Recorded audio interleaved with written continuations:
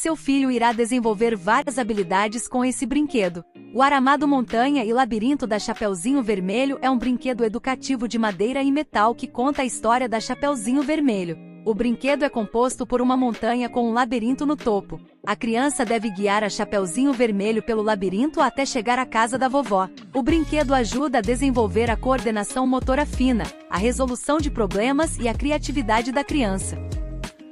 O Aramado da Chapeuzinho Vermelho desenvolve a coordenação motora fina. A criança precisa usar as mãos e os dedos para guiar a Chapeuzinho Vermelho pelo labirinto. Isso ajuda a desenvolver a destreza e a coordenação das mãos e dos olhos. Desenvolve a resolução de problemas. A criança precisa pensar estrategicamente para guiar a Chapeuzinho Vermelho pelo labirinto até chegar à casa da vovó. Isso ajuda a desenvolver a capacidade de resolução de problemas da criança.